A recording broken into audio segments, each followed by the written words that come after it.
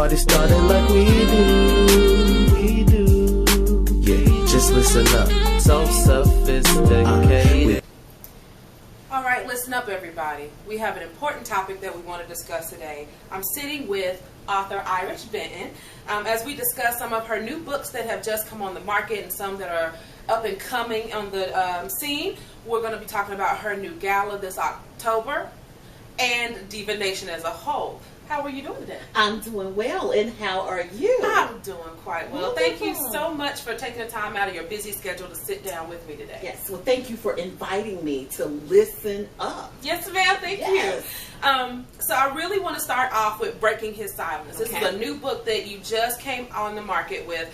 I read it and fell in love with this book. Wow. Care to share with the viewers in your own words what the story is about? Well, actually, this book was released in 2016. Oh, really? I began writing my book immediately after coming out of my last toxic abusive relationship. Okay. Which I ended in December to be exact, 2014. Amen. And right about 3 to 4 months later, God actually gave me the vision for my book. Steve Harvey had a big part in that. And then ultimately we give God the glory for the book. Of course. But I was inspired to write that book by Steve Harvey, who had actually just come out with his book, Act Like a Success. Okay. And in that book, Steve Harvey was talking to people about passions and your gifts and, you know, taking that leap of faith and jumping. And so I didn't quite understand what all of that meant. Right. But one particular day, I was at work. Mm-hmm. And Steve Harvey was talking to his nation, and he was talking about the book, and he said, "This is what I want you guys to do." And remember, I'm just coming out of this relationship, and I'm still not really sure who I was, where I was going, or what I should be doing. Right. And so he was talking to us that day, and he said, "What I want you guys to do is," he said, "I want you to pray."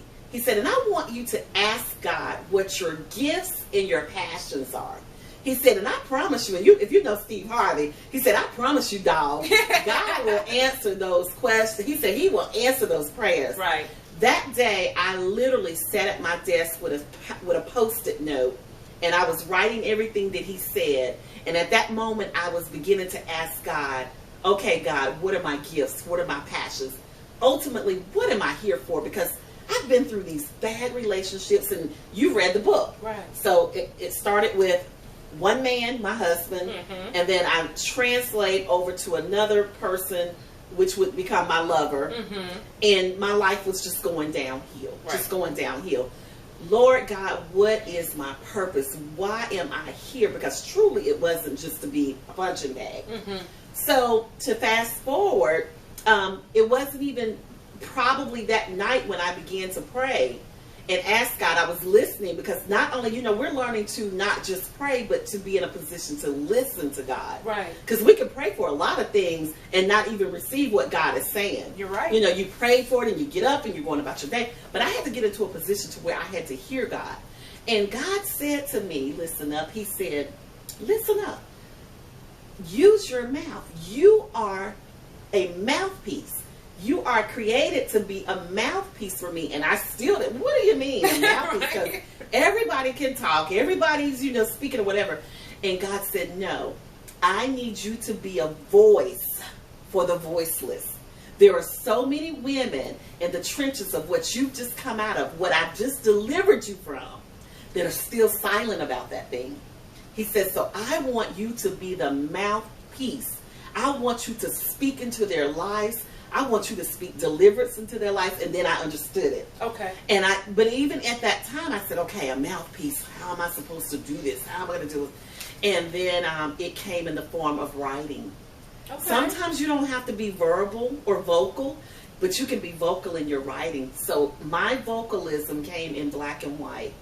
That is absolutely beautiful. Yes. Okay. Well, it's wonderful to hear that you took such a hard situation and you turned it into some inspirational to other people that may be in a similar situation. Yes. Did you find it at all hard to share your story, even though, you talked to God and He gave you the tools to give this story, but I know reliving those times, got to be a little difficult. Absolutely. You know, this is one of the things I always talk about is that I was spilling the tea. You know, we talk about spilling, girl, we need a teacup right now. Right, you know? honey. We were spilling the tea, and I was saying to God, wow, you know, I'm literally putting my life out here. This is dirty laundry. This is some ugly, nasty stuff. And you talk about reliving those moments. Anytime you are writing your story, you have to relive those moments. Exactly. So as I'm writing, I'm visualizing, I'm revisiting all of that pain, all of that frustration, all of those hurts, all of those disappointments. And granted, you know, even some good times, you know, we have to be honest about that. You know, you don't meet somebody and it just, you know, it's just it's all bad. Yeah. Right. So it's a process. But then I had to remember and smile about the good times that we also had. So yeah, you have to relive those moments. But when you understand the purpose, you press your way through it. And every time that I put the pen to the paper and tears were flowing, I had to remember, this is no longer my story. Jean, this is no longer your story, but this is now her story. That is beautiful. Oh my goodness, you're such an inspiration. And I love that you're able to talk so freely about your situation because you are going to give your testimony and cause somebody else to come out of this. Absolutely. Absolutely. So I think that's awesome. Yeah. You know, I think when we talk about, when you say you're not afraid to talk about it and you're just liberal, when you're free, there is liberty. When you're free, you're no longer ashamed. I have no more shame. I have no more guilt from my past. Anybody that would read that book, of course you're going to be judgmental. I was judgmental to myself when I was reading it, when I was writing, and I was going, oh my God, Jean, dang, girl. You know, you had some issues too. And I'm actually able today, listen up, I'm able to say, I had some issues. Because when we think about it, you think about, why do we attract these type of people in our lives? Right. You know, why do we attract fools and nuts and crazy cases or whatever? I had to look at myself. I had some crazy stuff going on with me. So, you know, we have to look at that. But again, when you are free, you can talk about it. And you feel good about it. I see. Absolutely. Okay. Absolutely. Okay. While we're on the topic of your novels, me and you spoke once before and you were telling me about a book called Eggshell. Yes. Yes. Is this more of another portion of your story, or is this completely fictional? What is Eggshell going to be based on? So, since you and I have talked, which was a few months back, Eggshell is being put on the back line for now. Okay. But it is completely fictional. Okay. It is completely made up, but it still is a book that spotlights and highlights domestic violence. Okay. So in Eggshells, when it's available, the reader will get to see the lives of other women who live behind the shadows of domestic violence. Okay. So the next new release book that is coming out October 27th this year. Your autobiography. The autobiography. Dear God, it's me, Jean, uncut, unfiltered, and unmasked. And I am totally excited about this book because number one, God is all in this book. Yes, ma'am. I mean, God is in this book. He flowed through me. I literally felt like I was Moses being used by God in modern day time, because literally I said, God, what am I to speak? What do you want me to say to these? What do you want me to say to these women? So ultimately, this book is for women. Okay. Now, we don't discriminate men, because a man, you can buy it for your woman. You know, there you go. Yeah, so we do not discriminate men. But ultimately, God stopped me on eggshells. We had talked.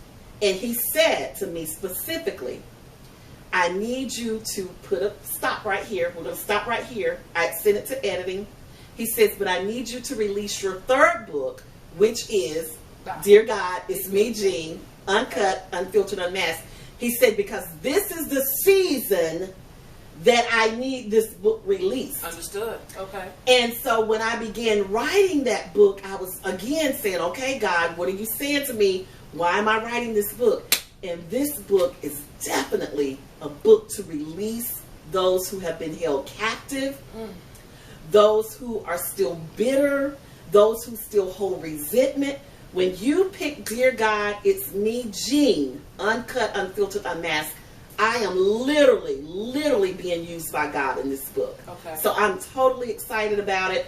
And for every woman that will pick this book up that has any issues from her past to her present, Right. she's going to be set free. Well, that is a mighty powerful statement, and I'm excited to read it Yes. myself. For all the viewers that are interested in reading your novels, let us know where we can find them. Absolutely. So I am